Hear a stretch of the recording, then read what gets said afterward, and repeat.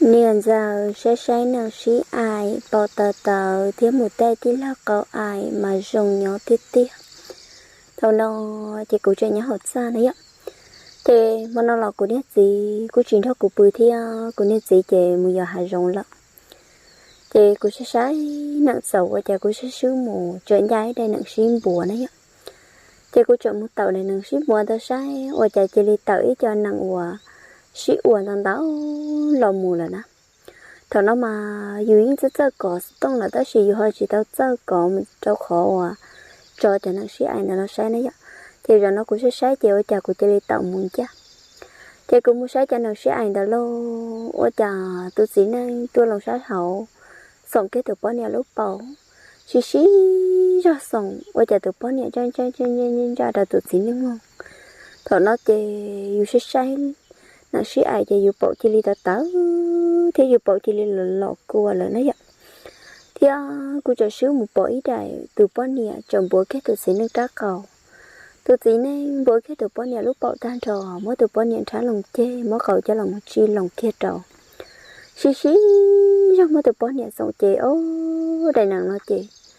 ô đâu cũng khướn hàng lò ô đâu cũng khướn hàng cũng xả hàng tiếc thọ nó cô bộ tớ tờ ra cô chế tờ có cô lúc bồng bộ lấy trà là tí lúc mẹ tí lúc mẹ còn đó xí vô lấy trà là chuyện xía vô lấy trà là chuyện xía xa cả tới chắc cầu cho lòng một chi kia trò xứ cô theo lên gì ở chả nhé tí lâu bữa tí tôi nha cầu xuống phong nhớ trong đợt ra khuẩn đó mà nó thì cô hỏi rằng là ôn anh thiết chế bé nhẹ bao gì giờ rồi cho nên giàu chế kiểu một chỗ bé lợi ta là chế tí lâu bữa tí tôi mẹ cầu trăng cô tí tôi mẹ trâu rau ở bà sợ sủng chế cô bảo tới thâu là chế cô thế để xả tiền một mất ở trong lia cho mà lấy là thả tin lâu dù bao nhiêu thầu dù thừa tao lỡ trái cầu trên tao lỡ là trái cầu tao lỡ là như chỗ uy dù xứng ta thầu nó cô thế li tao một mất ở trong lia cái trầu lia cái tan trò lỡ cô thiên giá khá lâu trong tao tin lâu chạy cho ra tí tôi mèo bà sợ sủng dùng đòn xe xứng ta cô thế li tao chạy tệ là một cỏ kia tí lâu khó khủng tí khỏi mẹ là lo sùng phong ở luôn nó kể là ở chả có tí thông đồ trò ra mình nhọc cầu cho tí bớt thông từ thiên ta cú bỏ tới thôi là cú chỉ tàu cú theo lấy tàu mới tí lo nữa chị tí lo mà nào nữa chị sơn chợ đùa xin đấy ạ cú theo lấy tàu mới sữa kia bỏ cái tí lo trá cầu thằng nó tí lo những chuyện nhỏ lấy tí lo để cho tí tu nè lông lọ nè lấy kia tí lo lúc chị sợ to đó cho tí lo lúc chị xa lì cú mới tí lo trá cầu lo một lọ tê cú xa hai tiểu ôi chà để nâng bò ta em nhớ trò hồ cú lúc lư em ô trò cú xả thăm bầu đi nào cú theo lấy tàu mới tí lo trá cầu lo thì trắng thằng nó tí lo trá cầu tí trả mẹ tự tròn gỗ lên ta chị cũng mới tí lo trá cầu lo chị tí lo chuyện nó đấy ạ tí lo nó là chị tí lo tiền nên sợ cơ đã truy lý cơ nào chị của hai đứa tí lo tiền nhá tí giờ tí lo của xã thầu là mà nó có tụ cứ chuyện nhỏ chỉ có cơ bá của sư do có chỉ bá của chị của chỉ bảo ổn định đó mà nó của xã thì của khuyên thầu là tí lo có chỉ lý nhá tí dự sư chị của chị lên dễ lông sát sống nó giờ thằng nó tí lo chỗ nên mẹ một cụ trở hình chuyện cụ xem cụ chị lên dễ lông sát sống chị cũng mất tí lo trá câu tứ ngầu cho cụ lúc bộ chị tí trả mẹ lo luôn ngầu cụ chăm ba thằng nó thì trả mẹ lo luôn ngầu chăm ba chị cụ lúc bộ lại dân tí lúc mẹ tờ tận đó của Ruji thế này ạ cụ thế lấy tâm hết cho là muốn trừ cái trâu cụ lúc bộ ô chạy dùng một dùng lông ổn luôn thằng nó chị tí lo chị chỉ bỏ chạy thì tí lo cho cụ luôn động là xem nào cụ thế lấy tầm mới tí lo trả cầu chỉ cái tàu ra hộ cụ lúc bộ cụ tí xong chỉ tí lo trả cầu gam lọ cho bố bệ cụ lúc họ bộ rồi lo thằng nó chơi cụ ô bà lo ý bà cái này ạ cụ ý bà lo kia chơi cụ xíu hơn cho xong ô chạy vô mùi rồng nhau luôn sáng giống đầy nặng bà ta xí ảnh là cho cụ lúc lươn ta chơi cụ kế xong kế có chỉ giống nhỏ tài ra tài so này ạ thằng nó chơi tí lâu câu tờ thiết còn gấp bộ là chơi tí lâu chơi chỉ bảo qua trà chơi tí lâu chơi lên nhớ tứ dường chưa cụ là xin nào thằng nó chơi tí lâu trả câu lo thế chơi gấp lại trâu cụ lúc bọn bùa cái tí lâu trả câu chơi đua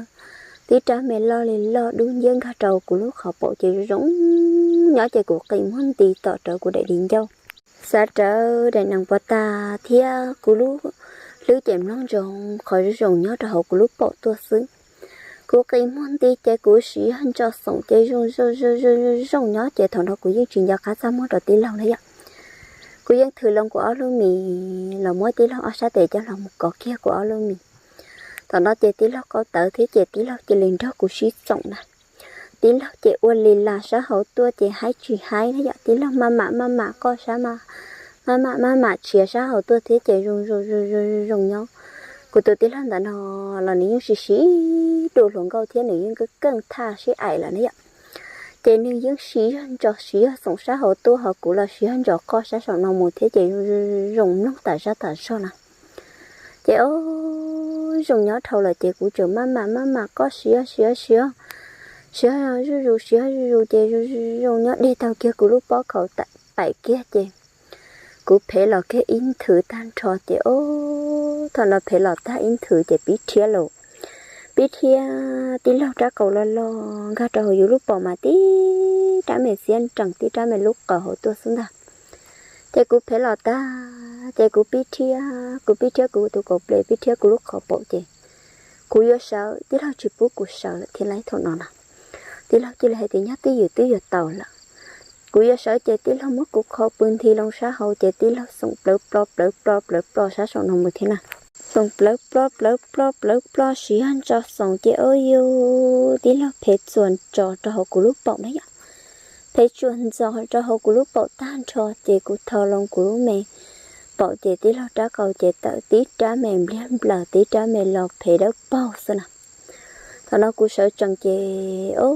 ý thằng phê bóng kia rồi tí là lúc bao chị tí mẹ thông lo tí mẹ thông răng gờ sao nào chị cũng sợ chẳng lòng mùi rậu chị cũng mà xa hai tia wow chị cũng chỉ lấy lẩu vào tàu lên nào rồi tí lâu rồi em chơi tí lâu xa lấy chả đâu của chị cũng xa mua luôn lì thầu nó chị cũng bỏ hai lấy chả đâu tí lâu chị cũng ai tiệm thật xỉa tí lâu tí lâu của xa thầu lại của thế để tao rồi lên nào trâu có xưa tí lâu trò có hai đâu của tiền nên giờ cơ mà bảo lo thế bảo mua của thế tia lìa dọ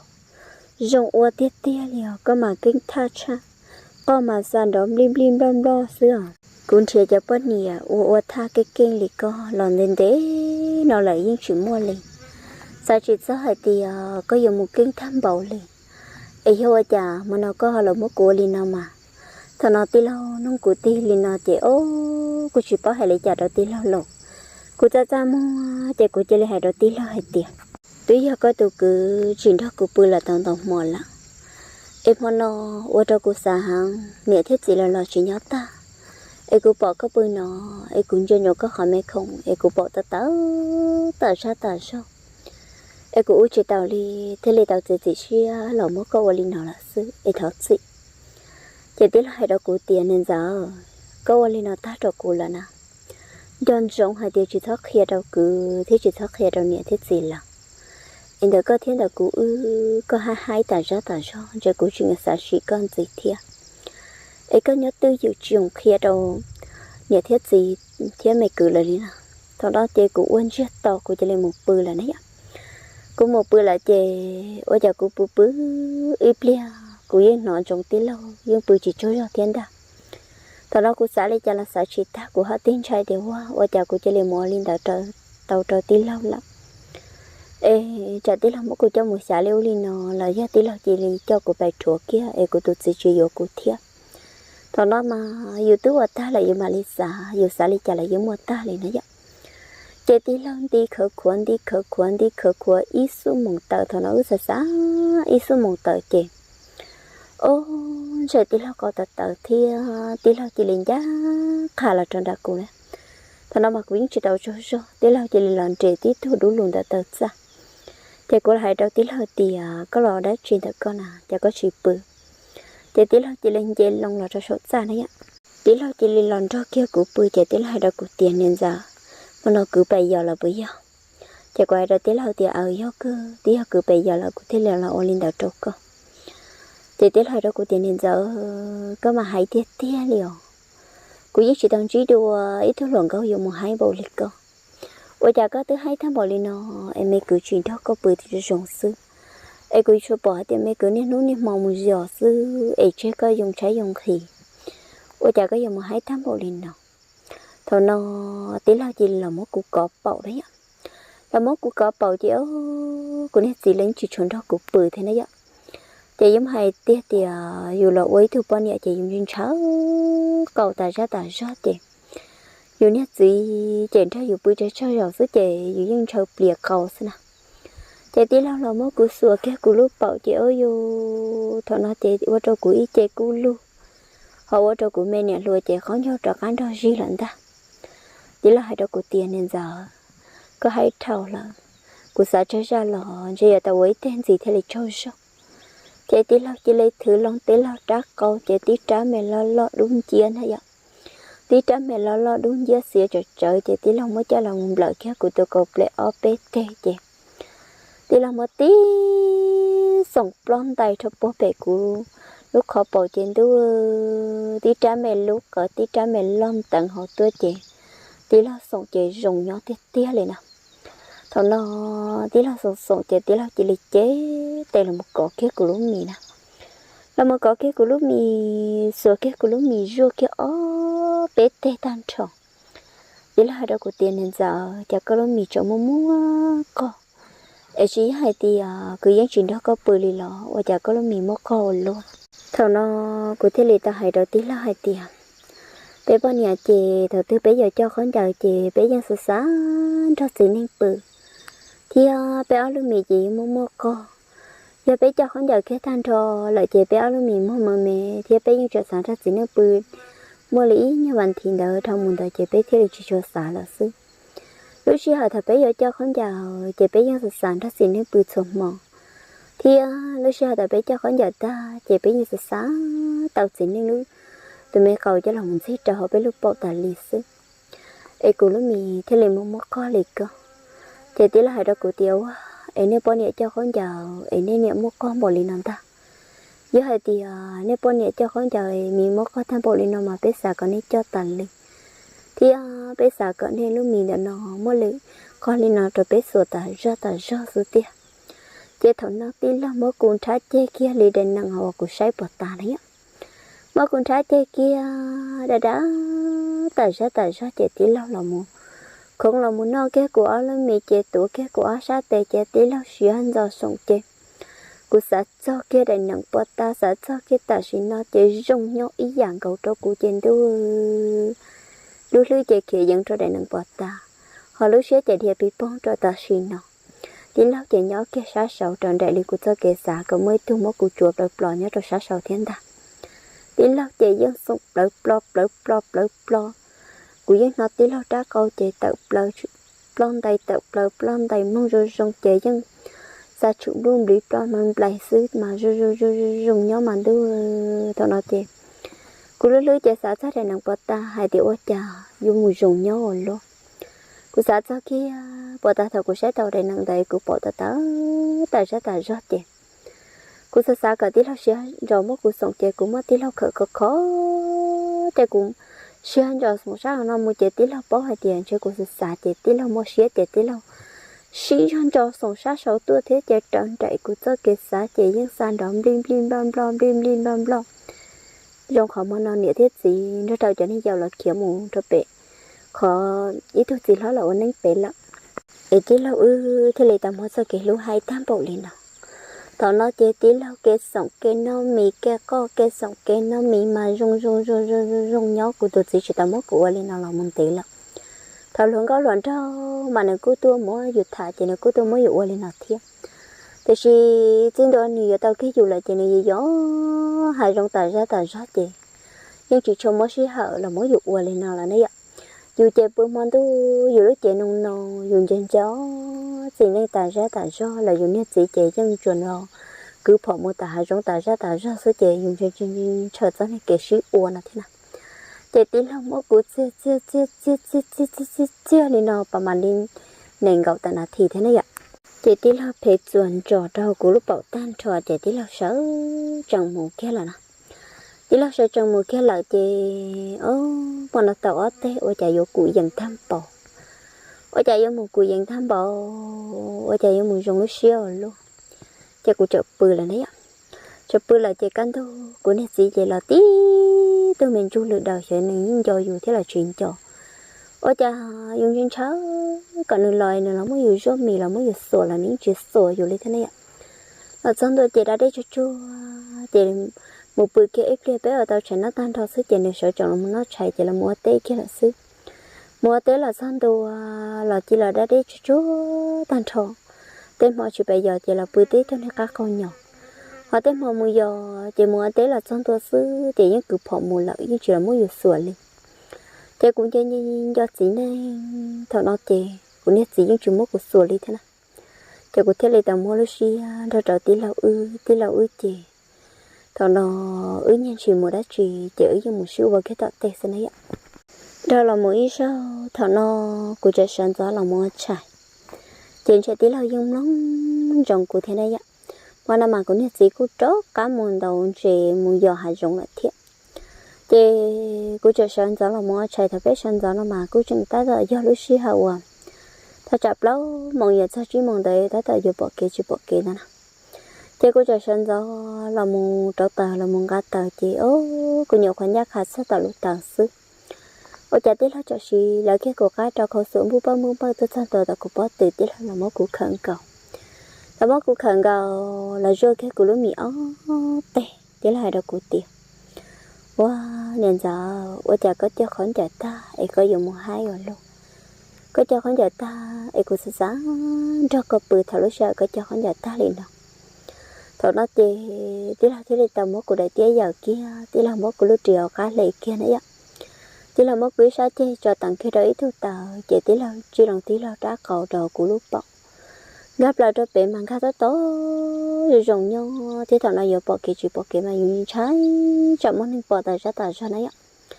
chỉ bỏ thì sao chạy dùng như siêu này chạy dùng mùi dùng nhau luôn dù siêu anh đã dùng hết gì tới chuyện họ dùng nhau bỏ nát thiệt tới chỉ chạy dù siêu ấy chỉ do dù tụt gì ấy do ít tụi mình giờ ít tụi tí lâu là giờ ít tụi cứ sát thọ ấy chạy dùng mùi dùng nhau tam bảo thôi nó tí lâu mất cú xí rồi xong trong đời lúc tàng ta nào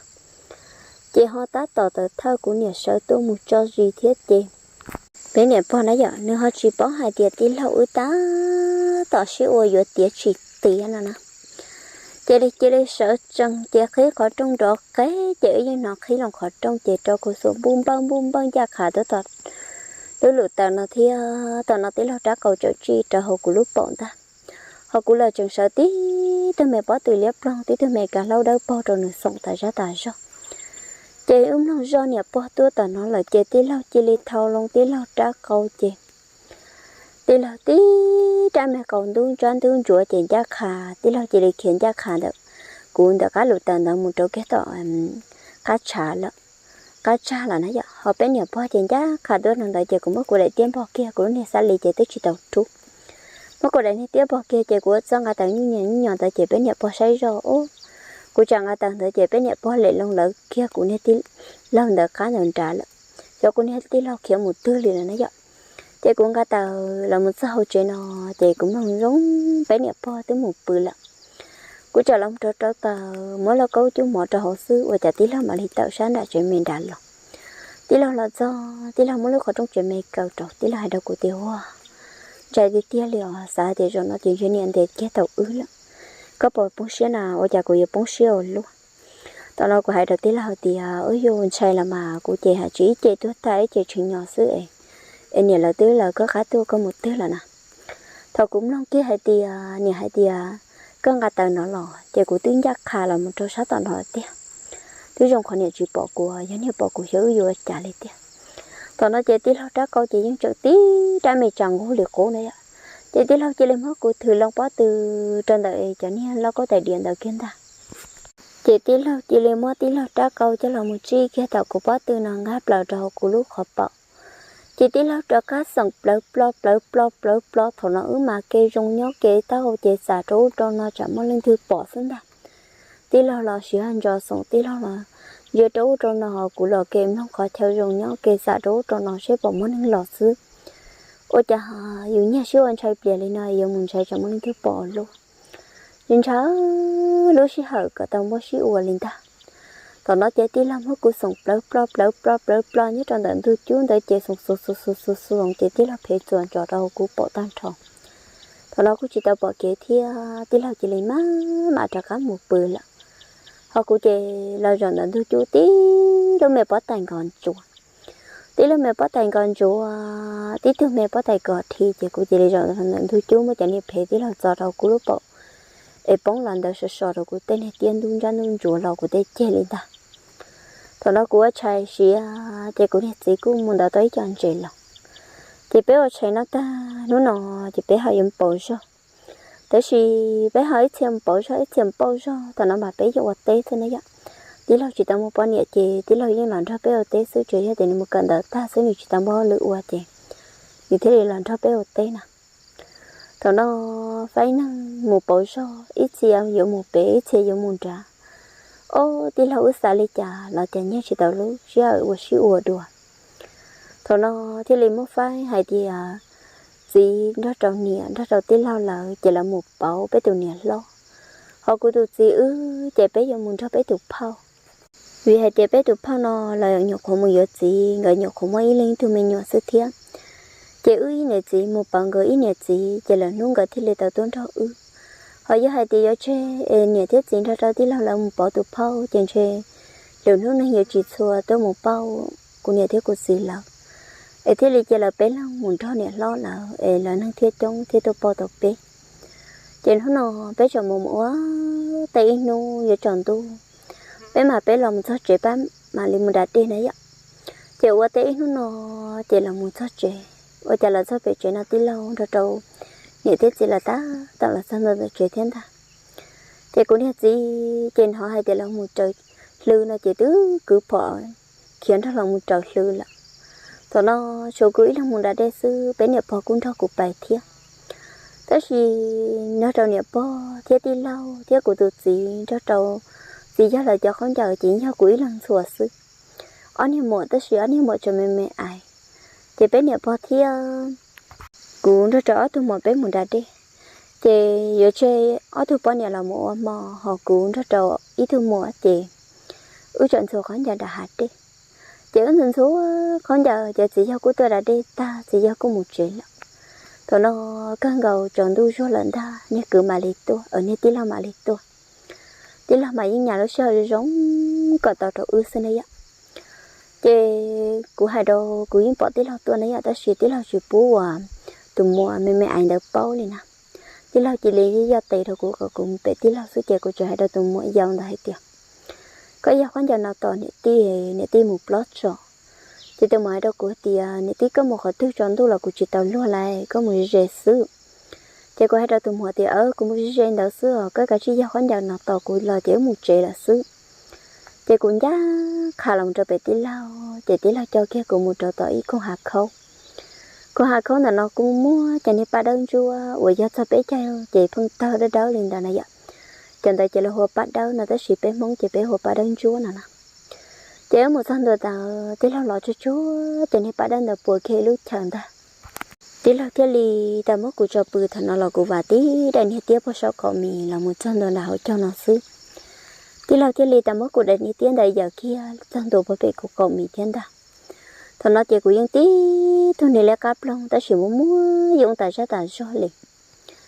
chỉ tí là mà tí là nãy chỉ cho nãy giờ ta chỉ tí là mất của giờ ta chỉ dùng play của ta chỉ cả lia lên nè thằng nó tí là cái ly ta mất cũng thắt che lòng tí là tí lì tao mới tí là trả cầu chứ là một chi khác đầu của lúc bảo chạy vô một rồng nhớ hồi luôn tí là té sòng nó mà tí là trả cầu là lo trả cầu nên té thật số thợ rồng nhớ tài ra tí là chạy dân kê sòng kê là mất của nhà kê sòng kê là nó mì lên đấy ạ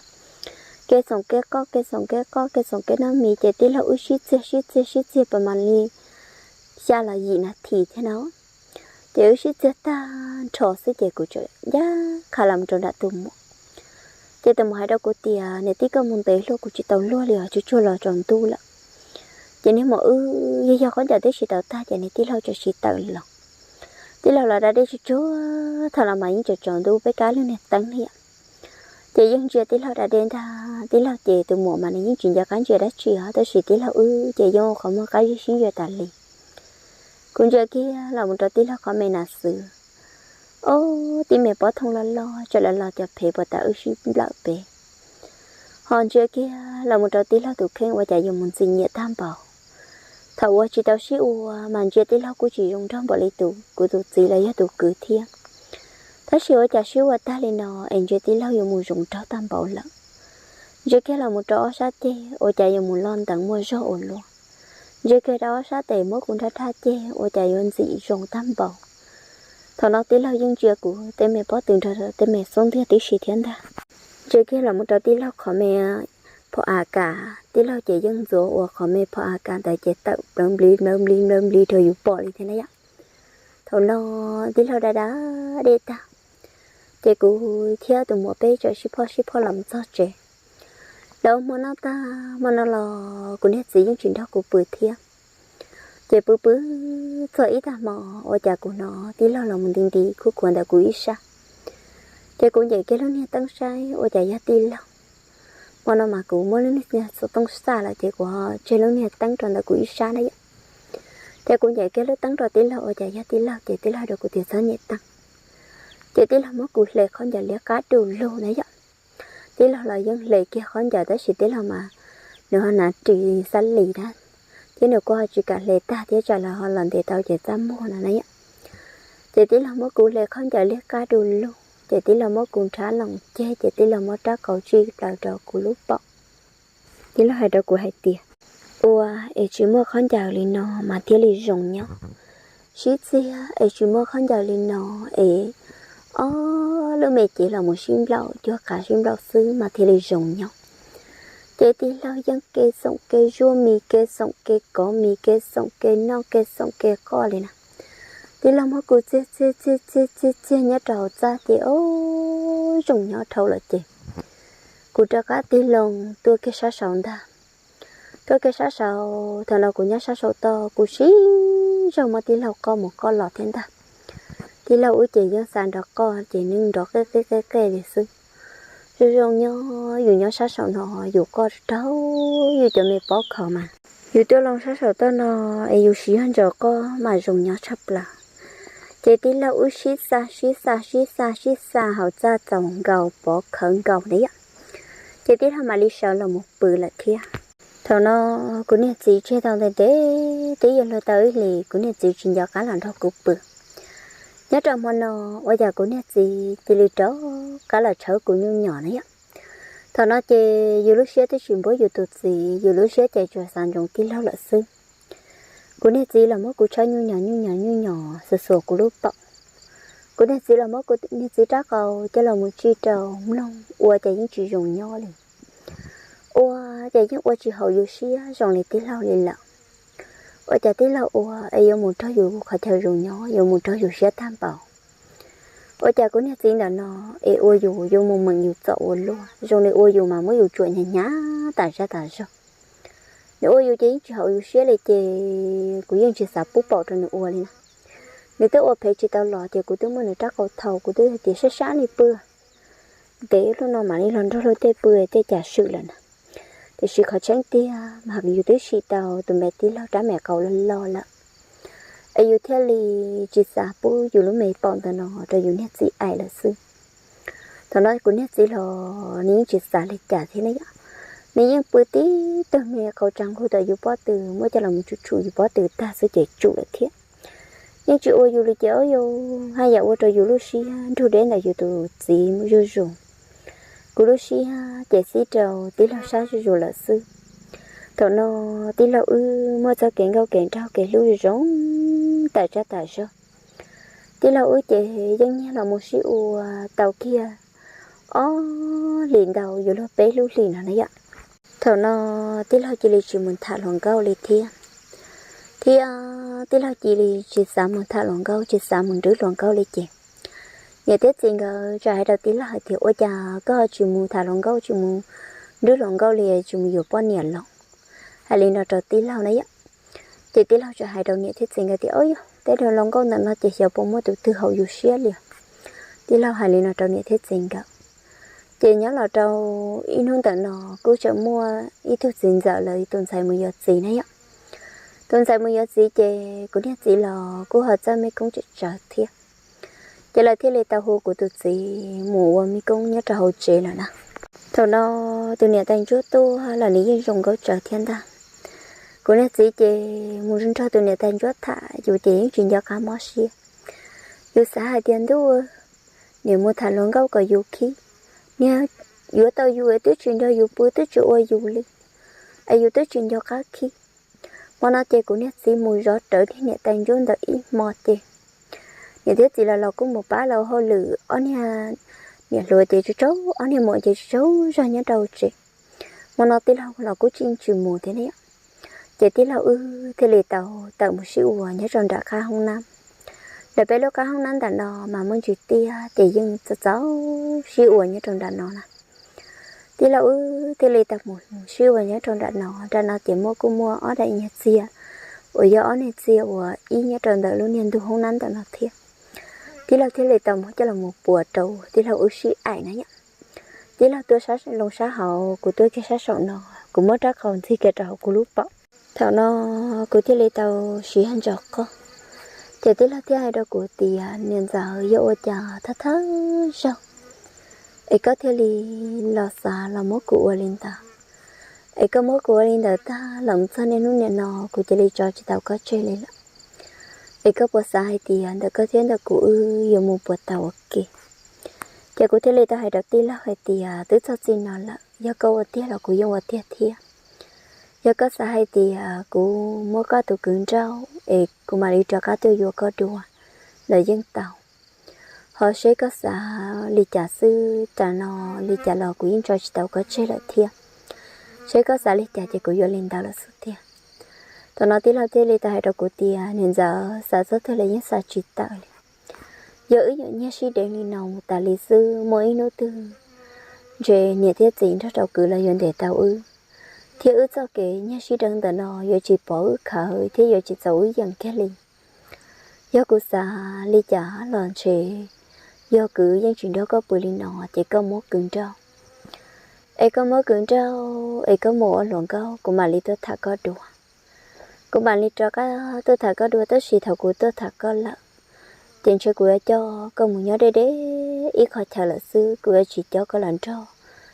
của tôi cứ theo cô nhiều của gì là nhón lắm thằng nói dù là rất trụ thế đấy ạ thì của chuyện chơi tí lâu nè của cho xã hay thì chơi tí lâu dù hay tí là đấy ạ chị của nhiệt gì là những chuyện chuẩn đó của bự thế chị thầu kia là nào là một số chị của chợ một hai cái chỉ là năng chị của chợ dùng bà một của tôi xin trâu nè cô chơi em bảo của tôi xin ra chơi của tôi xin hay thì có nhiều ở tới chúng một lúa đá chi giống lì chả có giống một cuốn ra chơi của những hai cái hay thì hai đứa này cho cái chỉ là nước bao nên tụi tu là vô của lúa nào còn nông kia sư nhưng chỉ đó của bự li nhưng chúng mất ra cái lúa đó của có bỏ của khá cả cho của dần li em chơi của chỉ vô lắm thằng đó của tôi chỉ thế này hay thì khỏi có dòng đó của vì do của chuyện đó có bự li sư cái nhà họ của chuyện đó có bự cũng chạy ra cái chị tao nói chị tao hầu ấy cũng thế là nên hôm nay mong giỏi sư ấy cũng sao chuyện sao hay thì có giống Malaysia giống một cuốn trâu liền nào cũng thế là ta hay đó của tụi chị hay thì có tới chuyện đó của bự có giờ của lòng mình tâm để bọn nó tới chuyện mong mình nhỏ vì khó có chuyện đó của bự sư ấy lý chả làm cho của chị dỗ con lắm tao nó của tụi chị là của thật thọ thì của nhẹ thế của chị là của chị của là cô chị của hai thì giờ cô chọn đó của tụi chị thì chị của nhà của chị lấy chủ yếu của linh ta của tụi chị giờ ít đứa nên cô giờ ít đứa nên nó hào ít đứa mình dùng trong gì của tụi chị chụp hình của tụi chị ấy giờ cô xã lại trả của hơi dùng đó của tụi chị thì thôi nó dù tao câu chết là chị dù những lúc xe những chuyện bố dù tụi chị lên đấy chị của điều của chị có lò có chịu bố cuốn rau họ của tụi chị là những chuyện cảnh rau của thia thật là một nho chị tí lâu dân nha suy đen là một anh tôi dùng thì hào dân mua cho cái lu nhớ trò cá và sĩ tao hậu xa từ từ khỏi theo số rau và cái mua lúc xe hậu tàu này tàu nó cứ lúc xe chạy du phá du phư chỉ xả ruột của nét gì lý lắm thì của nét thế của chị người thế lệ tao vào tớ cho của hai tỷ giấc của nhau đó của nét bao thiết gì giấc là ai cũng sẽ chỉ xài vô của tụi chị lên lại chị cậu của tụi chị cho của mình cho của nhẹ theo của chị là ngày nhớ ai của tụi nhẹ theo của chị là mãi là hai cụ thằng nó chị của chị bỏ chị của tụi chị vô cho của mình cho của nhẹ theo của chị ôi vô của nhẹ tại thế giờ chị nãy giờ là nhớ nè thế của tụi chị trả ra của chị có ứng một sai nhẹ tại thế giờ chị là chị của chuyện đó của tụi chị một sai nó dạng mới giờ bay nè mà tí là ui cái nhẹ xí đừng sòng cầu hay thì một sai ở bênนู้lọt thì mà lấy trả khá ổn đùa nè chị ở một số chị cũng nhận hết của chị cái chị của tại sao chủ bố cũng đâu của tụi chị đi lâu hai chị có của chị lấy vô của tụi chị tới dự sư do về lấy trả của hai dọn cho chị cũng yên tới chị tới là trực cho nó của chùa một thời gian này chị là chị họ chỉ tới lúc hai khó hòa này chuyện đó hiểu bự đi nè như cho hai đi giữa chị tao sư chị tới chị tới là chuyện chân thiên chị cũng nhận của chị ngờ chủ bố cũng trao thì lấy tao mất cũng trao của tụi chị cho cá và nên đùa tiếp theo đó chị của tụi chị chỉ lấy với xíu là một chậu này tại giật chị lắm thở là một chậu của này thế của chị gọi là chị tới là ước chuyện thì sao cái xí ai lo nên đấy mà lấy tàu xí ai ít rồi sư chị ai mua ai lo tôi tuôn vua chị ôm mua lo dù lúc xí chị lấy cho cá xí cho cá bố vô tụi chị đùa dù chị lấy sao hay tiền cá lẹ số trả số dàn đã tí lâu thế dù những chuyện đó kể sao chạy em sẽ hay tiêu ôm một lần chơi những chuyện món nô rồi chơi tàu thì do cũng đâu cái của tụi gì em cũng muốn thả tí lâu lần chơi lượt tết tết theo giờ hải em chơi với xia là dễ cũng hết tiền tận nó cho nên lúc này nó của tụi gì tôi bảo lúc này là lẩu lắm của tụi tí lâu là những mua pan nhẹ mua mình nhọ và nên là lẩu tới xì lẩu chỉ là hơi nhón đâu cứ đó tí họ của tụi gì thiết của nó chỉ chậu của nhà tài giờ gì chậu của cho nên trả tôi anh ấy là của bé tí lao cầu lo của nhà chân cho sau lưỡi xí hờ thành ra có mỗi cụ có nhớ trâu sự thiệt khó thở anh ấy nói nhà nó chỉ là mất thả chỉ là mất trời sau kia là gì rồi đã tống long sư ấy thằng này trồng long họ giả lúc gì bút cho cụ thia sau cụ thả tao chỉ trồng là thở nên sợ đợi rất gì ấy do lý do này thì nó cũng mới cho là một sầu trò chơi linh đó nó